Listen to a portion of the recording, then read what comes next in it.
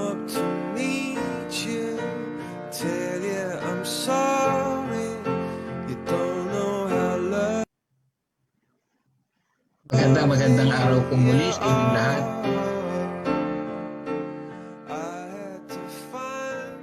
Welcome pong muli sa ating programang Kaunting Kaalaman Pang-Agham, ang inyong programang nagbibigay kaalaman batay sa agham na kapakipakinabang sa bayan. Niyayahan ko po kayo muli na manood at makinig sa isang oras na mga nagbabagang talakayan. So ngayon pong araw na to ng Sabado, October 4, simulan po natin ang ating diskusyon sa Science and Technology News, mga breaking news. So nabalitaan nyo na ba yung sinlaki ng kotse na asteroid na tatama dito sa Earth ngayong November 2, All Souls Day? So nakakatakot ito pero mabuti na lang yung kasinlaki ng kotseng asteroid na ang tawag nila 2020 SW according sa CNEOS o Center for National Research on Objects Studies, Near Earth Object Studies sa Jet Propulsion Lab ng Pasadena, California. Branch po ito ng NASA. So sabi nila, hindi naman daw makakaepekto tong 2020 SW asteroid kasi maliit lang daw. So ang size po nito malaki lang ng konti sa isang kotseng sedan. So yung mga Wigo o kaya mas maliit ng konti sa Fortuner. So siguro yung mga kotseng sedan lang na pangkaraniwan. So pagpasok daw nito sa ionosphere ng Earth, so magliliyab ito. So makakakita po tayo ng magandang shower sa November 2. Ang problema lang, mangyayari to araw. So makakakita lang po nito itong mga region na nasa Latin America. So yan po yung nasa Southern Hemisphere. So ang ganda sanang ang ganda sanang meteor shower, parang yung pelikulang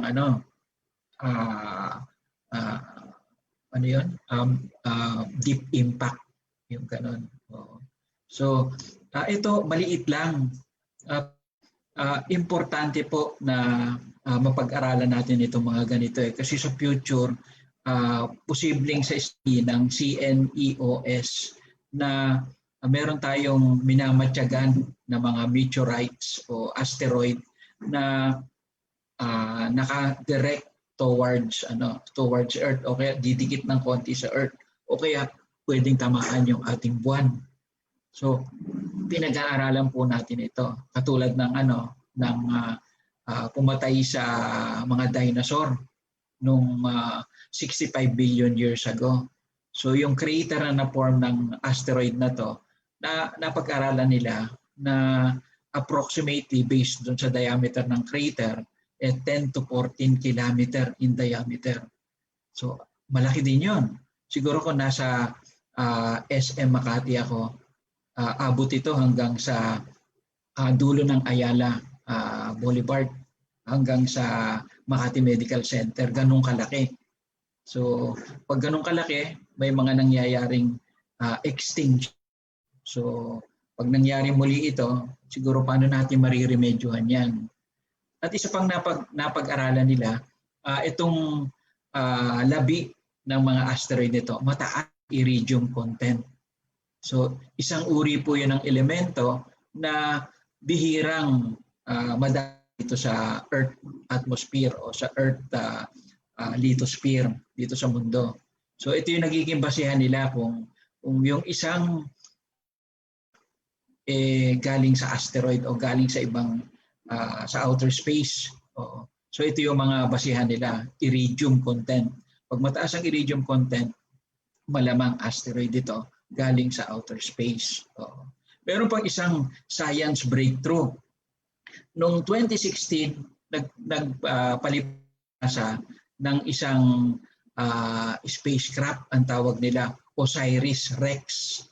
So ano na yun, 4 years ago na. Ang intention po nitong spaceship na to, lumipad at umikot sa asteroid na ang pangalan ay Bennu, 300 million kilometer away from Earth. So sobrang layo nito. So kung halimbawa meron kang flashlight, di ba pag binuksan mo yung flashlight, immediately the moment you open it, nakikita mo kaagad yung light.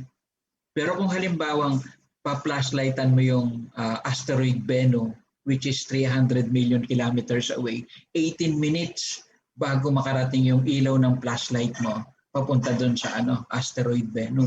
Ganun siya kalayo. Oo. Itong diameter nitong asteroid Bennu, half kilometer. So kung half kilometer yon, ibig sabihin mas malaki compare doon sa 10 to 14 kilometer na nag-extinct sa mga dinosaur. So malamang ito yung end of the world na tinatawag in case na tatama ito sa sa atin. Kaya itong OSIRIS-REx na pinalipad nila ng 2016 para kumuha ng sample at pag-aralan yung pinaka-trajectory ng asteroid na to kung tatama ba siya sa Earth. So based sa calculation nila, walang ibang constant force o dynamic force na tatama dito, papagitan nito between Venus and Earth. So tatamaan yung atmosphere ng Earth kung hindi magbabago ng trajectory. So isa sa mga pinag-aaralan nila, paano ito i-deflect. So saan ito ilalagay? Kasi itong asteroid Bennu, aside from umiikot siya, yung rotation, nagre-revolve pa siya. So kung halimbawa katulad ng Earth, umiikot at so hindi pwedeng ilagay yung tutulak sa kanyang rocket dun sa equator. So dapat sa North Pole o kaya sa South Pole. Kasi pag inilagay yan sa equator, posible na pag-ikot niya, posible mas lumapit sa Earth. Kaya dapat ilalagay yung projectile o yung nozzle ng pinaka spaceship dun sa isang lugar na hindi mababago at ipupush niya itong asteroid Bennu palayo sa Earth. Oo. Kaya lang kung halimbawang masobrahan naman, baka tumama naman sa Venus, meron din niyang effect sa buong solar system ng ating part ng Milky Way galaxy. So nakakatuwa kasi itong OSIRIS-REx last October 22 nakapag-sample na siya, nag-kiss o nag-high five siya sa asteroid Bennu. So ginamitan nila to ng sampling device na robotic arm. So bubuga siya ng nitrogen gas pagdikit doon sa surface ng asteroid Bennu at hihigupin niya yung mga alikabok at saka mga dust particle na matutulak ng nitrogen gas. So successful sila dito. Siguro napanood nyo sa news na nakakuha sila ng sample. Project na to, which is 4 years in the making, ay pinapangunahan ng scientist na si Dr. Laureta. Siya po ang head ng Arizona University CNEOS. So yung high five kiss sampling nangyari na. So ang gandang panimulang research results ito. Kaya patnubayan natin sila ng magandang swerte dahil ito para sa kabuhayan dito sa Earth. Dito po nakasalalay ang kaligtasan natin, lalo na yung mga magiging apo natin. Kasi mangyayari daw itong paglapit ng sa asteroid na to na ang tawag ay Bennu sa Earth mga 2065 sa mga apo natin magiging saling lahi. So magandang balita ito kasi ngayon alam na natin. Gusto ko rin pakita sa inyo yung video nito. Pinadala ng Osiris Rex itong video na to. Sige, itry nating advance. Pwede bang video mukhang PowerPoint, costume basic. Sige, itry natin na mag-share. Ito. Yan. Asteroid Venom. Share. So, panoorin nyo. Ang ganda ng ginawang flyby ng Osiris Rex doon sa asteroid Bennu. Umiikot siya ngayon sa asteroid Bennu. At yung sample na kinuha niya, makakarating dito after 3 years pa. Ibabagsak po yun dito sa Earth. At makikita natin yung mga sample na to at pag-aaralan ng iba't ibang mga scientists sa iba't ibang lugar sa mundo, mga research center sa buong mundo. Ito po yung kanyang ipinadalang picture sa surface ng asteroid Bennu. So may niyo po parang laking bato yan. Yung isang batong ganito kalaki, isang building ang equivalent niyan.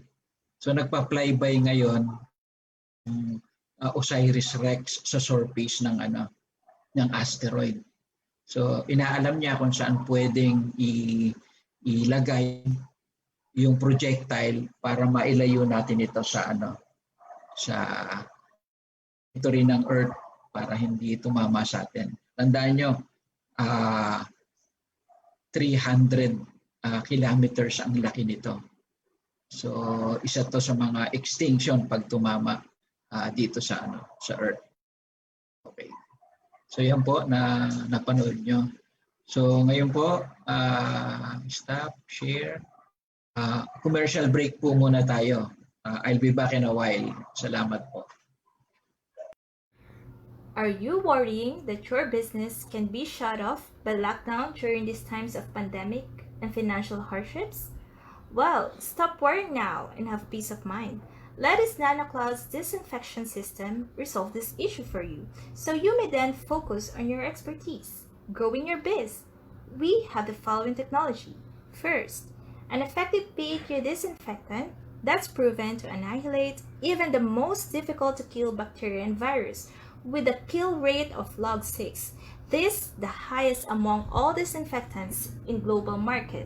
This is US EPA registered, proven by independent US lab and hospital tested.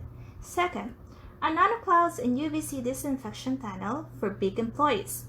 All our NanoClouds machine has sonic boom technology, converting the disinfectant into molecular size, smaller than the coronavirus for an even better bioefficacy. The safe UVC, on the other hand, kills hiding survivors underneath skin crevices and clothing. With automatic controls, remote and movement sensor, and digital temperature display with audible siren alarm. Third, a NanoClouds and UVC disinfection door, type for malls and transport stations to protect your clients as well as your staff. Fourth, NanoClouds and safe UVC disinfection transport type system. These can be installed in vehicles like jeepneys, buses, and vans, making passengers and drivers safe. Fifth, custom-built NanoClouds and safe UVC for automatic scheduled plant disinfection system. Do disinfection staff-free. Example, you may set at 2 a.m. for whatever time duration. You may also opt for camera, which will allow you to see plant disinfection at the convenience of your home through your cell phone. 6. Portable NanoClouds that you may strap on your shoulder or pull via its wheel for disinfection of your places, bees, home, or office. We are CBR Beyond Technology. Call now which among these will fit your bees, and for more information, we may be reached at 0917-502-4426. I repeat, 0917-502-4426. We welcome dealers and distributors. Set aside lockdown now and start growing your bees.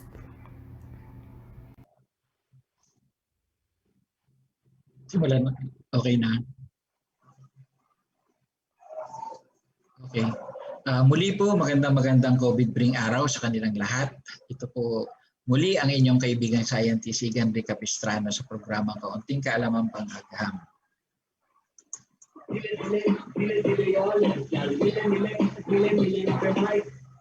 Ang bilis ng October, ano? Ang bilis ng panahon. Next week, last week na ng October. So November na. 2 buwan na lang, i-open ang Skyway. Ang sarap siguro mag-drive diyan. At sana let's pray na wala ng COVID and enjoy Christmas and celebrate with our family without new normal. Merong salo-salo, beso-beso, at sana yung ECQ, MGCQ, tsaka GCQ, sana sa Pasko maging barbecue na. Ngayon ding October, binabati ko ang aking mga high school classmates na sila Felicissimo Cuadra. Piling, kumusta ka na? Josephine Canonisado at si Raul Murato na nakikinig ngayon. Happy birthday sa inyo. Meron akong birthday song para sa inyo. Ito siya.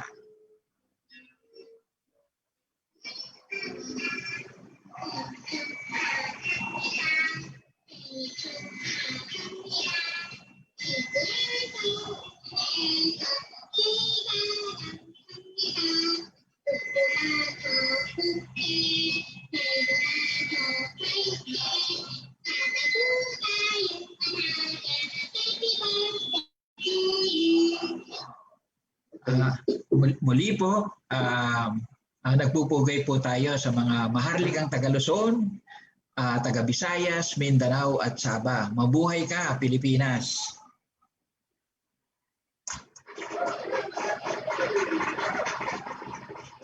Sa mga Bisaya, lalo na dyan sa CDO, maayong aldaw sa mga tagapakinig natin dyan sa CDO at sa Mindanao. At lalo na sa Cebu, yung barangay dyan na si Ricky Lupera ng Barangay Tanan. Sana maigi kayo dyan. Ipapalabas ko sa inyo ngayon yung ginawa nating project dyan, paggawa ng sabon. Ito yung mga kwento nyo, ibabahagi natin sa ere. Marahay na hapon sa mga Uragon. Lodi, Christian Belgar, balita ko, binaha kayo dyan. Ingat kayo sa leptospirosis at lalo na rin sa COVID. Naimbag na malem sa ating mga superheroes dyan sa Ilocania region. Dyan sa Baguio, mga Ilocano dyan, ang gagaling mag-English. Meron nga akong na balitaan joke dyan na kukwento ko sa inyo. Ang ano daw, yung mga igorot daw kuminsan, pag umiihi sila, itinataas lang yung kanilang bahag. So, mahigpit dyan si Mayor Maganto. So, pag nakita kang umiihi, mataas ang parusa, tapos may kulong na sandali sa mga kulungan ng mga barangay. So, meron daw isang igorot na umiihi. So, nakapagsimula na siyang umihi, pero pinituhan siya ng pulis. So, hindi na pwedeng itigil dahil mahirap na eh. So, sinabihan siya ng pulis. Don't you know that is against the law? Eh di sabi na lang ng igorot, no, this is not against the law. This is against the wall. Mayab gat panapon sa ating mga tagapakinig na Kapampangan at sa maayong hapon sa ating mga superheroes dyan sa Iloilo. Makaon ka mo dyan sa Sugbahan at lalong-lalo na sa Tatoys. At sana pag nakabalik tayo dyan, nandyan pa rin kayo. Maraming mga nagsasarang business ngayon.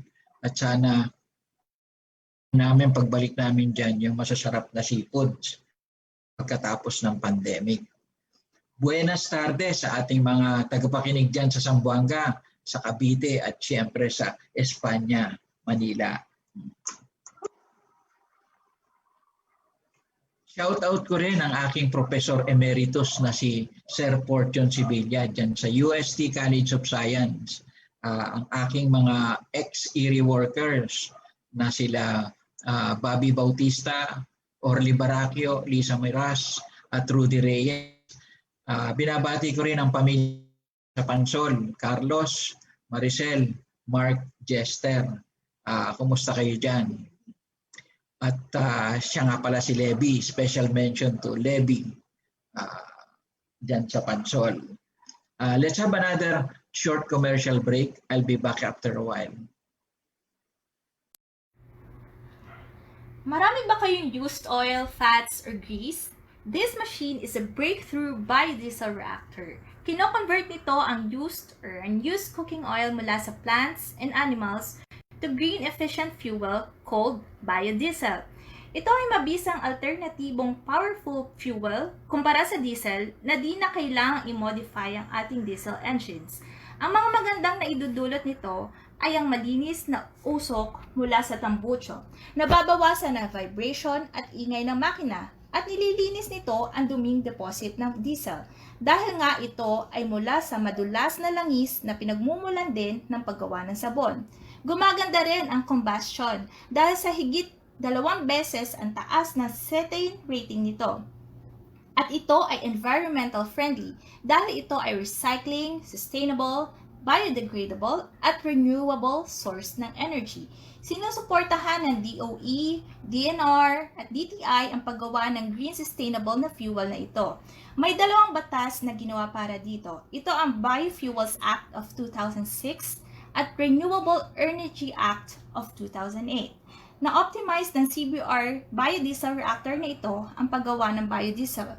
Sa patented na technology, ang reaction time nito para makagawa ng biodiesel ay 30 minutes lang kumpara sa 3 araw sa malalaking biodiesel brewers sa mundo. Meron itong control panel at maliwanag na LED light sa loob para makita ang nangyayaring reaction.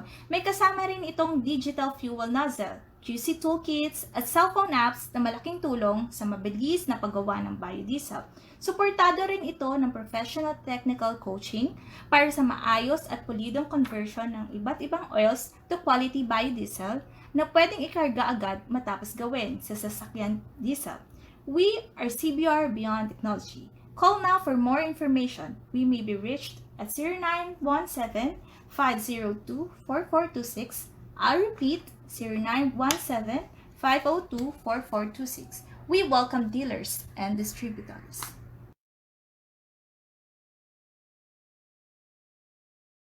Time check po, it's 23 p.m. ngayong Saturday ng hapon. Magandang hapon po sa kanilang lahat. Sana po yung mga previous na talakayan natin, maglagay po kayo ng feedback at ito po ay mapapanood muli sa pamamagitan ng pag-review ng ating mga Facebook page. So baka meron kayong mga katanungan related sa hair inducer na diniscuss natin. Hair growth inducer, di ba? May sa atin na medyo nalalagasan ng buhok, paano ba natin ito pananatiliing malusog? So meron po tayong tinurong hair growth inducer. Yung pet feeder po natin, nagagamit po ba natin? Magandang magandang kaalaman para kung aalis tayo ng isang araw, mapapakain natin yung mga maiiwan alagang aso at alagang mga pusa natin. Yung special flame colored can. So flame ang may kulay dito, hindi yung physical appearance ng candles.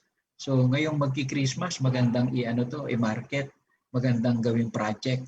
Tamang-tama, meron pa tayong 2 buwan. Kasi madali lang naman gawin yan eh. In case meron kayong katanungan, meron akong maitutulong, mag-comments lang kayo sa baba. Gusto nyo, ilagay nyo yung phone number nyo para makapag-usap tayo ng masinsinan. So ngayon po, ipagpapatuloy natin ang ating talakayan sa paggawa ng sabon. So ipapakita ko po sa inyo yung ginawa naming project ni Elmer Francisco sa Cagayan de Oro. So i-share ko sa inyo itong screen. Sunod-sunod po itong mga picture na ito. na ipapakita ko po sa inyo. Nasaan na siya? Nawawala. Sandali lang po. News, stop video, share. So, parang yung ginano kong yan.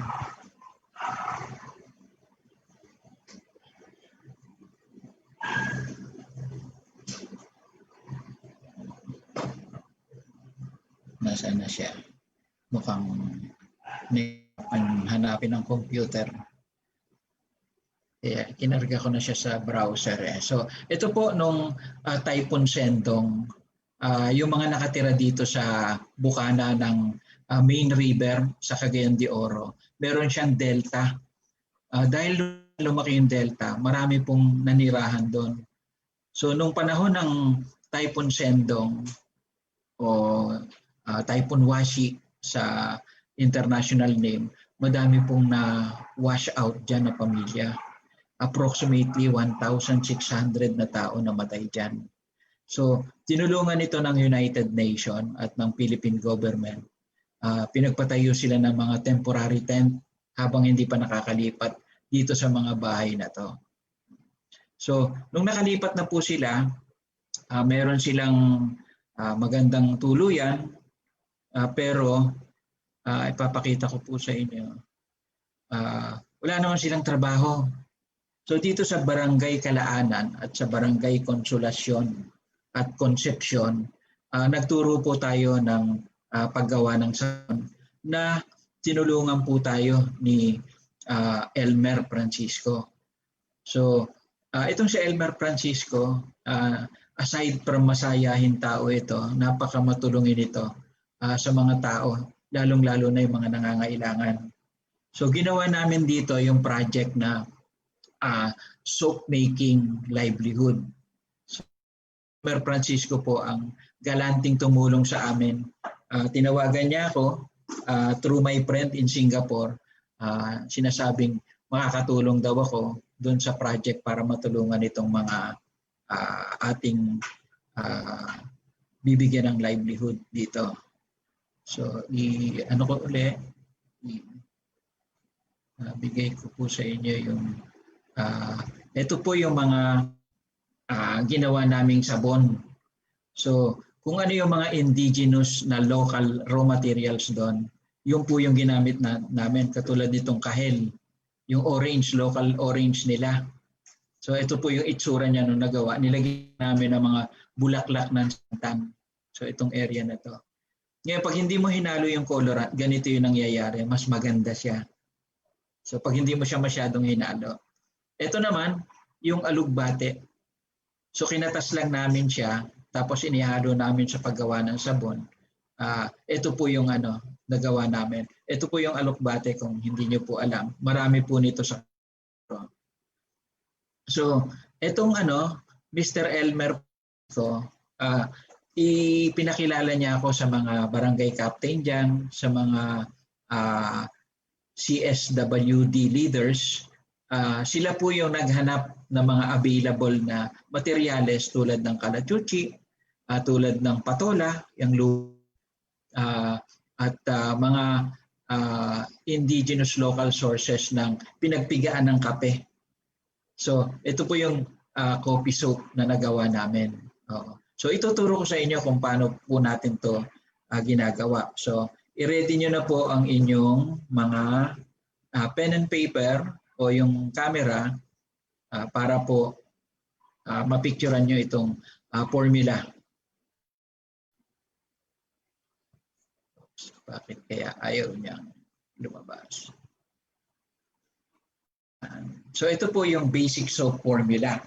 Ang tawag po namin dito stoichiometric. Ibig sabihin 17% na soda. Ito po yung ginagamit na pang-alis ng bara sa sa mga sink natin. Tapos tubig, kahit hard water, kahit galing sa faucet, pero mas maganda kung soap water siya, yung walang calcium at magnesium. Tapos yung oil Yung oil po, galing po ito sa coconut. Oo. Kung meron kayo dyan na palm oil, mas malambot yung magagawang sabon. Pero mas maganda coconut ang gamitin nyo para nasusuportahan natin yung local.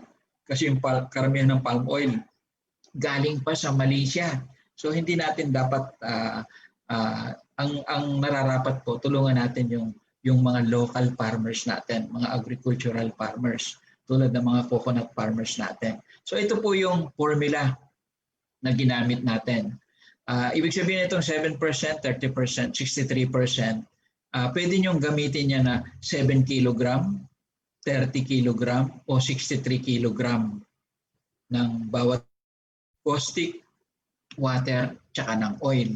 So pwede, kung halimbawa gagawa kayo maliit na dito lang sa mesa o kaya gagawa kayo ng magandang project na ini-eksperimento nyo, paglalagay ng colorant, paglalagay ng perfume. So pwede nyo 7 gram, 30 grams, tapos 63 grams oil. So kaya nilagay ko tong percentage para madaling gamitin. So ang tawag po dito is stoichiometric. Pag sumobra po kayo ng caustic, mangangati po ang inyong balat pag ginamit niyo yung inyong sabon na nagawa.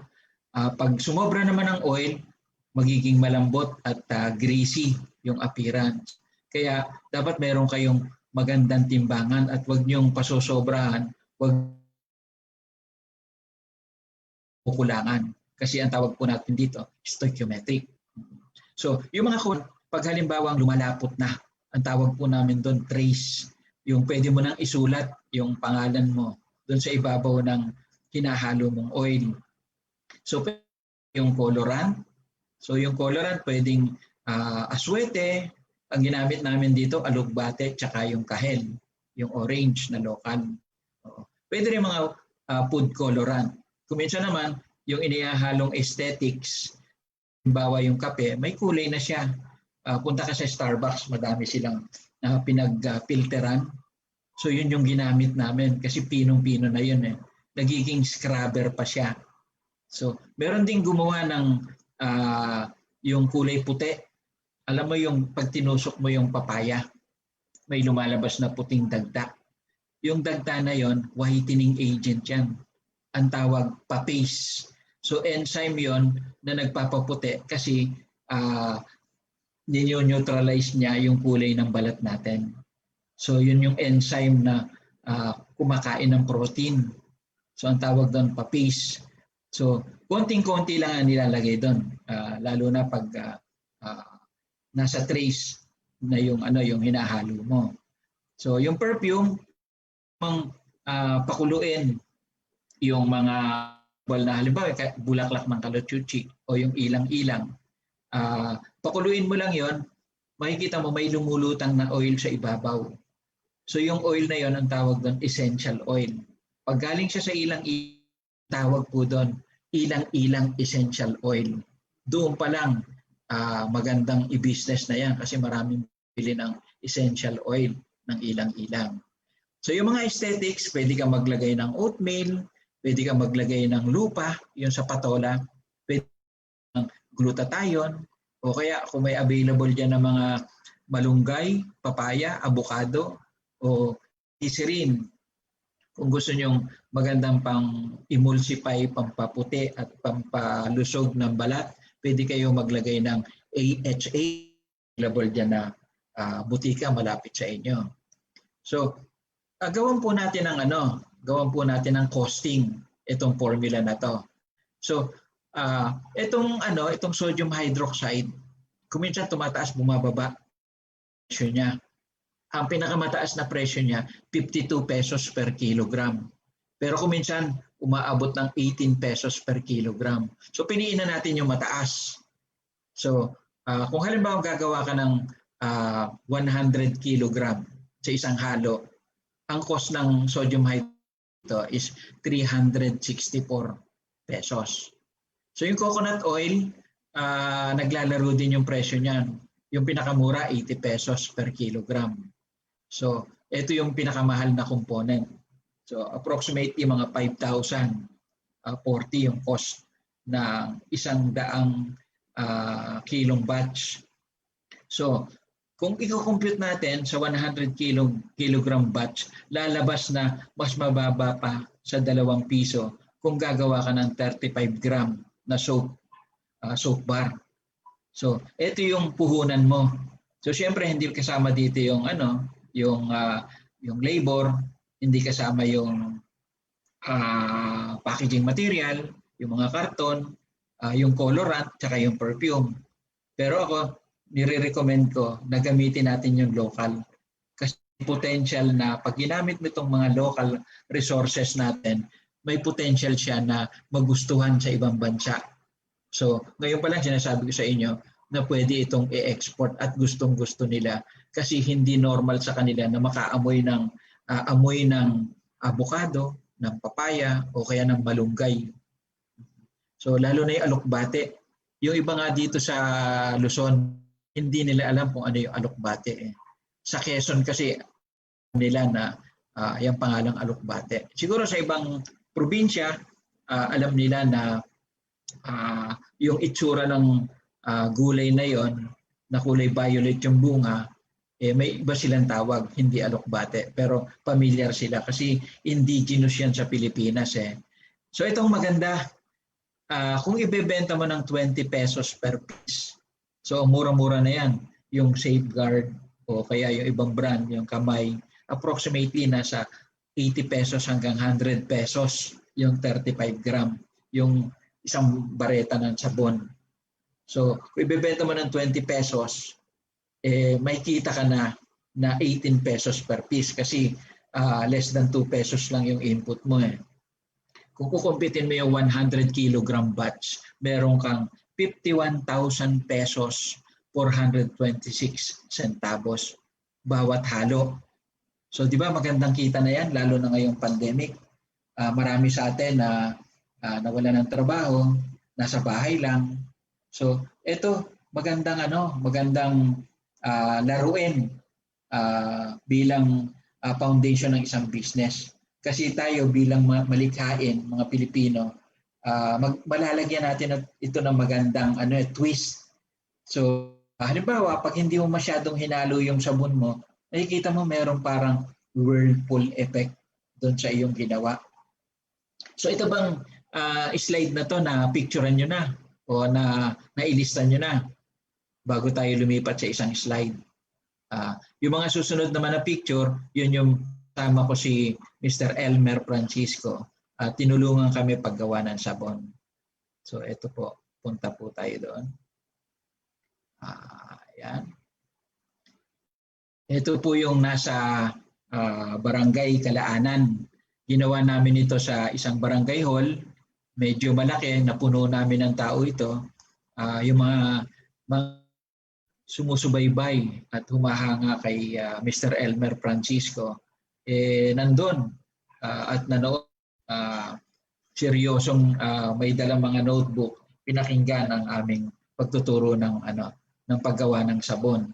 So dito, ipapakita ko sa inyo kung paano ginawa yung formula natin. So, siyempre, nag-lecture po muna tayo ng safety. So, importante na yung pinaka-delikadong chemicals dito, yung caustic soda, ito po yung ginagamit na pantanggal ng bara ng mga lababo natin, corrosive siya kaya dapat pag-ingatan. So, meron lang naman po tayong 3 raw materials. So ito po yung oil, yung caustic soda, tsaka yung tubig. So ibig sabihin, 2 lang, yung tubig naman available. So pinakita po natin na konting-konti lang yung caustic soda. At ang caustic soda, ilalagay mo sa tubig. Kasi pag inilagay mo yan ng baliktad, kuminsan nag-i-spatter. Kaya dapat laging una ang tubig bago yung caustic soda para safe tayo. Tapos mapupunan nyo, huwag kayong mabibigla. Pag pinagalo nyo yan, umiinit. Ang tawag po namin mga chemist dyan, exothermic reaction. Kasi po yung init na yon gagamitin natin. Mag-react yung 2 component na to. So ito naman po yung ating itinuro na pag nagre-react po ito, hindi po mabilis. So dapat magkabungguan yung mga yung tubig, yung molecule ng tubig, yung molecule ng caustic soda, at saka yung molecule ng oil o triglycerides ang tawag namin diyan. Pag nagkabungguan sila, magre-react sila. Pero pag hindi sila nagkabungguan, yung patuloy lang nag-iikutan, naghahabulan, hindi sila magre-react. Kaya kung maayos yung pagkakahalo natin, una, counterclockwise, susunod clockwise. Ang purpose po nun para magkabungguan sila at mag-react ng mabilis. Natin ginawa yun, approximately mga 2 hanggang 3 oras yung reaction time niya. So, yan po yung ito ng paggawa ng sabon. So, dito po, pinapakita natin, ito pong laboratory batch na to. Ipinakita lang po natin bago tayo gumawa ng malaking batch sa isang slab. Pinapakita natin kung ano yung trace.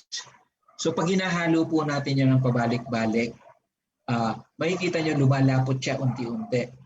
Ngayon, pag malapot na siya at pwede nyo nang isulat yung pangalan nyo doon sa surface ng hinahalo nating sabon, ibig sabihin nag-react na po siya. So pag nag-react na po siya, pwede na po nating ilagay yung iba't ibang component tulad ng colorant, yung aesthetic, yung lupa, yung colorant, tsaka perfume. Ano po ang mangyayari pag halimbawang wala pang trace, inilagay na natin sila? So halimbawa yung colorant, hindi siya magiging kulay violet kung alokbati yung nilagay natin. Kasi tunog po siya ng sodium hydroxide. Yung perfume natin dahil mainit pa, mag-evaporate lang po, so sayang. Kaya importante po itong hintayin natin na magkaroon siya ng trace na tinatawag. Alam po yan ng mga manggagawa ng sabon. So yung trace po na yan po yung pwede na nating isulat pangalan natin sa ibabaw ng hinahalo nating solusyon. So ito po yung solusyon ng soap. So dito naman po sa susunod ay makikita na sila naman ang gagawa. Pagkatapos kong turuan, sila naman po ang gumawa para maranasan nila by hand kung paano yung init na napuproduce ng exothermic reaction, ano ba yung trace, ganong katagal yung trace, kung mabagal ba ako maghalo, ganong katagal dumating yung trace. So pag inihalo ko ba yung perfume ko, hindi ba nag-evaporate at nangangamoy sa buong barangay hall? So ito po natutunan nila. Pagkatapos sila naman pinagawa ko. So magandang experience po para sa kanila. So pagkatapos nun, gumawa na kami ng slab. So ito po, maramihan na. Approximately yung ginawa namin, kanya-kanya silang kuha ng kanilang mga raw materials. Halimbawa, dito sa kampo ng Kalaanan, Barangay Kalaanan, ang daming alugbate. Dito naman ng tawas. Kasi gagawa daw sila ng sabong deodorant. Oo. So ang nilagay po nila dito yung alum na tinatawag o sa Tagalog tawas. So mga CSWD ang gumawa nito. So dito naman po makikita natin ginawa nating slab. Nilatag na po natin, inalis na po natin dun sa kanyang frame. So inilatag po natin dito sa cutting table. So itong cutting table na to, ginawa nitong mag-asawang ito. So pininansyan ni Mr. Elmer Francisco para sa kanila para makagawa sila ng high quality na sabon. Pero ang nag-design po niyan, ako po ang gumawa nito. So ano po ba ito? Makikita niyo po dito merong mga guitar string, tapos meron ding hita ng gitara. So ito po yung horizontal cutter.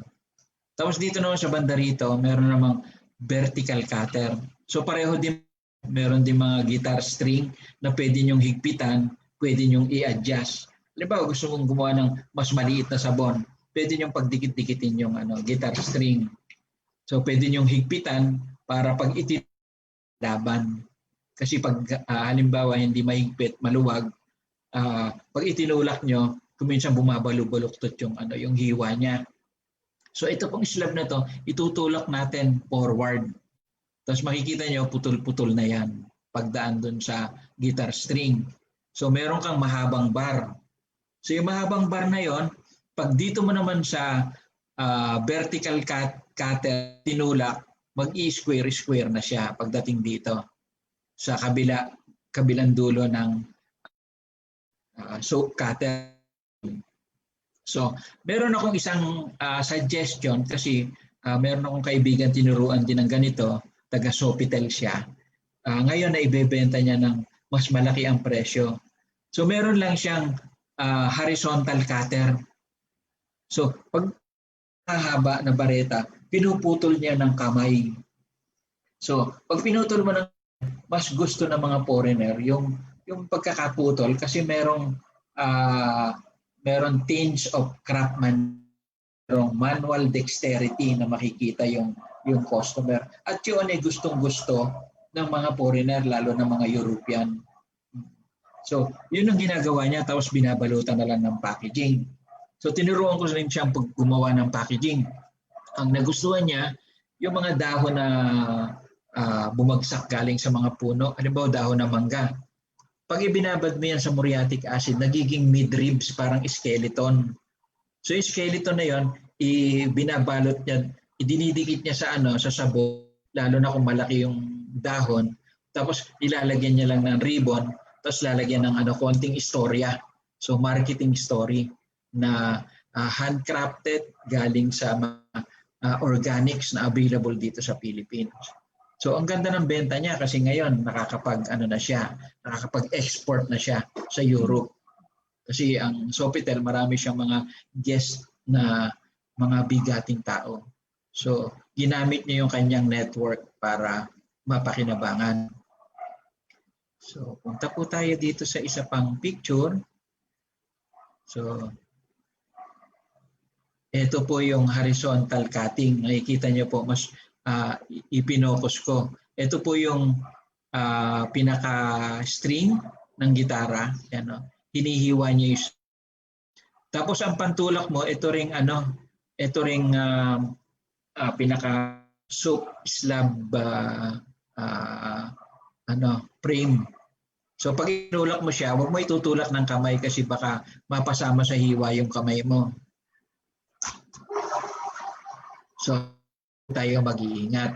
So, ito po yung horizontal cutting. Tutulak lang. Pagdating po sa dulo, pwede mo nang putulin ng kamay o kaya itulak mo rin dito sa vertical cutting. So, rin yun? Gitara din yun na may higpitan na pinuputol siya ng string ng gitara. Ang piliin niyo pong string ng gitara, yung solid, wag yung strand. Yung solid na pinakamaliit kasi yun ang pinakamatalim. Mas mabilis ang cutting pag yun ang ginamit nyo. So ito naman po yung horizontal cutting. So yan po. So putol na yung horizontal, ngayong vertical naman itutulak natin do sa vertical cutter. So nakikita nyo, meron ng mga guhit dahil dumaan na siya sa horizontal cutting. So pag itinulak mo siya using yung frame ng slab, mapuputol siya unti-unti hanggang dun sa kabila. So pagdating naman dito sa kabila, doon naman yung quality control tsaka packaging. So punta po tayo sa kabila. Yan. So dito tuwan-tuwa sila nung nakita nilang merong gusto niyang kagatin. Ito. So sila yung ng soap cutter table na to. So ito po yung mga nagawa namin. So ito po nilagyan nila ng orange. Kaya medyo kulay orange ito. So tapos tinitimbang nila, dapat tama yung timbang.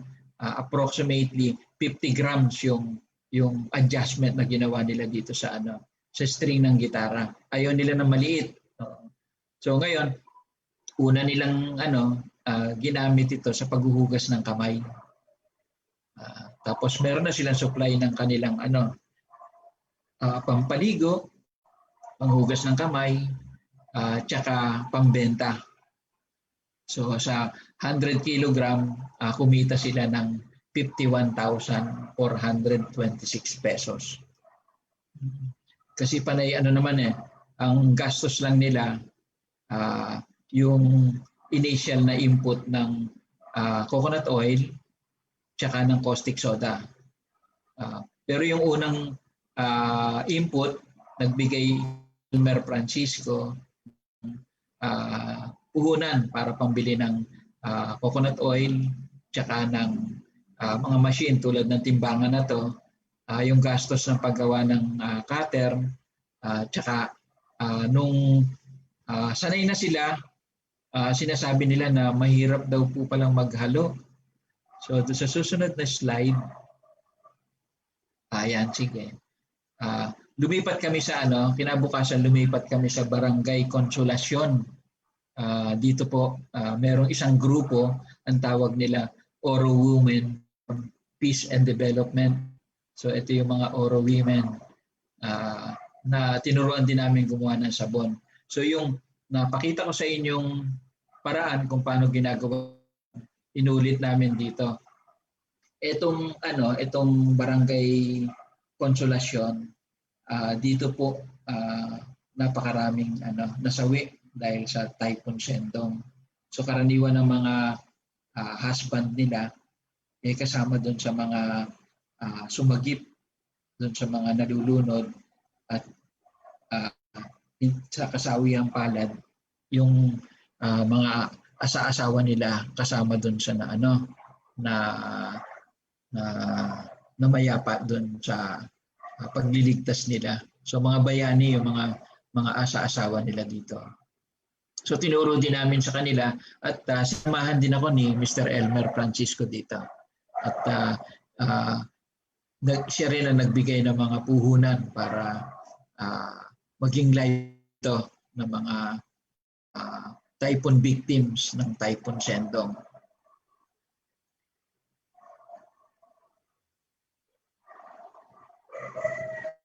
Dalawang araw namin dito sa Barangay Kalaanan na balitaan ng ABS-CBN. Kaya itong cameraman ng ABS-CBN, kinuhanan kami ng video para ipalabas sa Channel 2 sa Cagayan de Oro. So pinicture dito si Elmer Francisco at yung pagtulong niya na makapagbigay ng livelihood dito sa mga victims ng Typhoon Sendong. So napanood ko rin yon, yung video na yon ng ABS-CBN. So makikita po natin dito, interesado sila doon sa ginagawa nating pagtuturo ng paggawa ng sabon. Simpleng-simple lang po ito. Wala pong complication ito. Wala pong chemistry na tinatawag.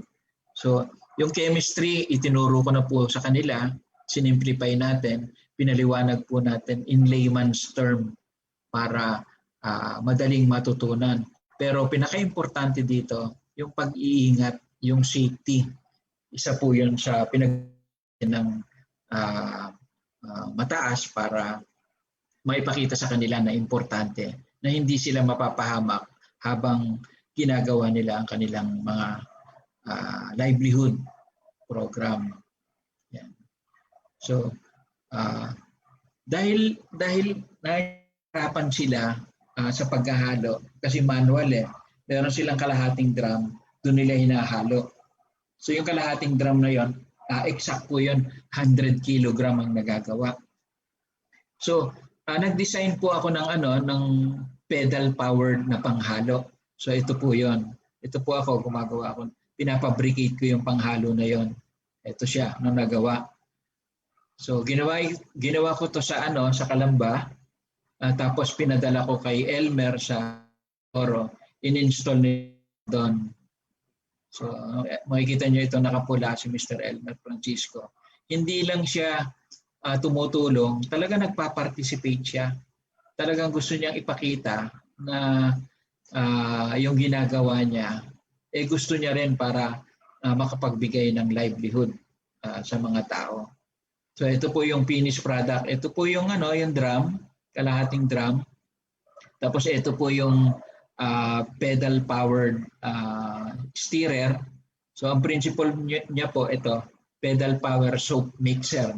Yan. So nakaupo dito yung yung bata, tapos pinepedal niya yan, o kaya yung gustong magpapayat, nag-exercise, ipepedal niya yan. Habang iniikot niya yan, na-exercise, tapos umiikot itong mixer, nahahalo po yung yung laman ng drum. So normally kalahati lang yan. So ang maximum na pwedeng gawin yan, mga 150 hanggang 180 kilogram na sabon. So mas madali na kasi sabi nga nila mahirap maghalo eh. So ito po, ano lang po ito, gear na pwede mong i-reverse, pwede mong i-forward, kaya mas mabilis ang haluan dahil kung mixer na electrically operated ang gagamitin mo, one way lang lagi. So dito pwede mong pabalik-balikin para mas mabilis ang collision ng bawat raw materials at mabilis na magre-react. So yan po ang ginawa po nating project na talagang lubos-lubusan tulong, lalong-lalo na sa pamumuno ni Mr. Elmer Francisco. So ito po siya dito. So tinurn over namin kay Ricky Lopera. Ito po yung aming panghalo para mas mabilis na magagawa nila yung ilang livelihood na paggawa ng sabon. So ito pong babae na to, staff ko po ito sa kumpanya Diversey. Si Mildred Ebuengan. Mildred, kung nakikinig ka, so pinakita ko po yung ating project dito sa Cagayan de Oro, paggawa ng sabon. So ito po yung mga nagawa natin. Papakita ko sa inyo. Ito ipapaliwanag. Yan. So ito po yung nagawa natin. So ito po yung sinasabi nating kahel o orange. Yung isang grupo, nilagyan niya ng mga bulaklak ng santan. Ito, sa ibabaw. Habang malambot pa, hindi pa natutuyo. Katatapos lang mag-trace.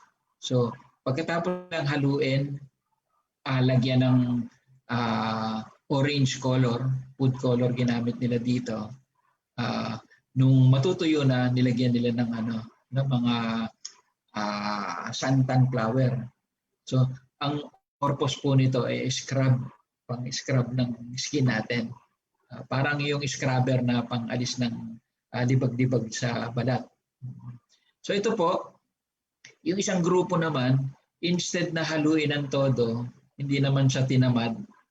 Sabi ko, pag hindi niyo yan hinalo, ganito mangyayari. So makikita niyo, meron siyang design na maganda. So andito yung concentration ng orange. Tapos dito, they use na orange. Pag kinat mo yan, ang ganda ng appearance. So yung gumawa naman ng malunggay, ito. Ito naman, sila ng kutsilyo na rachet. So, kaya makikita nyo merong alon-alon. So ito naman, kumuha sila ng mga dahon ng malunggay. Tapos pinatuyo nila. Nung tuyo na, pinilo nila ng kamay. Nung pinong-pino na, sinala nila. Tapos inihalo nila. Nung trace na yung hinahalo nilang soap solution. So ito po yung nagawa nila. Di ba maganda? May design. Yung creativity, makikita mo kung paano nila ginagawa yung kanilang mga sabon. Ito, nagulat din ako na nakakita ako ng magandang ganito. Inaluan naman nila ng santan. Meron namang gumamit ng kape. Yung kapeng barako na siya, yung pinaka sapal ng kapeng barako. So ito yung nagawa nila. So ito naman alokbate, yung halong-halo, isinama nila yung mga pinagpigaan ng alokbate. So ito po yung itsura ng alokbate. So kinakain po ito, masarap na gulay po ito. Medyo malapot pag hinaluan mo ng gata. Tapos pag hinalo, instead na ganito magagawa mo, ang ganda ng itsura. Merong whirlpool effect. Yan, no? So nakatipid ka na sa paghahalo, mas maganda pa yung nagawa mong sabon na pwede mong ibenta sa market. Oo. Hindi lang magandang gamitin, maganda pang tingnan, at sigurado tayo pag ganito kaganda. Yung isa, yung alokbate patola. So yung lupa, nung malambot pa, idiniin nila itong lupa na to. So pag halimbawa yung buong bunga ng patola, hinati nyo sa 4, tapos hinati nyo sa gitna, yung itsura nito magiging ganito. Nakalubog yung konti, tapos makikita nyo itong alokbati soap. So magandang emulsifier, humectant, pampalambot ng balat. At ito namang lupa, pang-alis ng mga skin debris sa ating balat.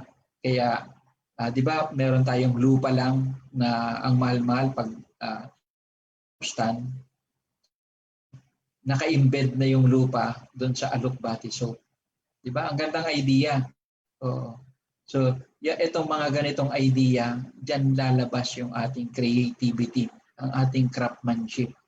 So, yung sinasabi ko nga na binabali lang ng kamay, ang ganda ng effect kasi malinis yung top side, pero yung dulo nabali mo ng maayos na maayos. Kaya ang gandang tignan. Kaaya-aya ito sa paningin ng ating mga customer. So dito po nagtatapos po ang ating talakayan. Sana po may natutunan kayo. Ito po ang inyong kaibigan scientist, Rick Capistrano. Parati nagsasabi, maraming alam, masarap ang ulam. Muli po, keep safe. Maraming salamat sa inyo. Pagsubaybay. Nagpapaalam po, Rick Capistrano. Salamat po.